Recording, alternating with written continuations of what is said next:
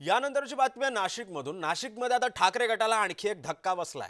महानगरपालिका प्रमुखांसह 8 माजी नगरसेवक शिवसेनेच्या वाट्यावर असल्याची माहिती मिळते। विलास शिंदेंचा प्रवेश आता निश्चित असल्याची माहिती मिळते। पक्षाने मला वेळोवेळी डावललंय, विलास शिंदेंनी असा आरोप केलाय। दरम्यान याच सगळ्या मुद्द्यावरून आता पुन्हा एकदा ठाकरे गटाला धक्का बसलाय का असं आता बोललं जात आहे।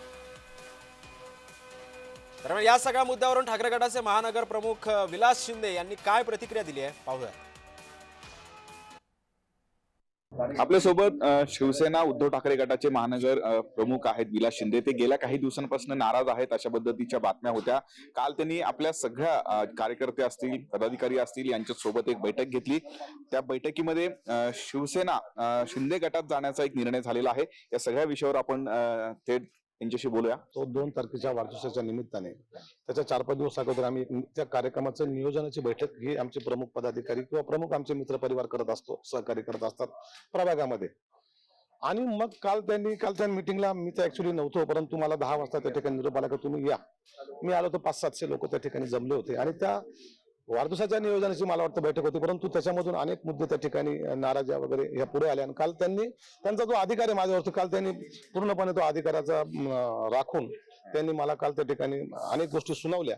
माझा रोज जर म्हटलं तर मी पक्षप्रमुखांवर कधीच नाराज राहणार नाही आणि संजय राऊत साहेब यांच्या तर मुळीच नाही, कारण त्यांच्यापर्यंत ज्या बातम्या पोहोचवतात, जे लोक फीडअप करतात ते लोक चुकीचं करतात असं मला वाटतं।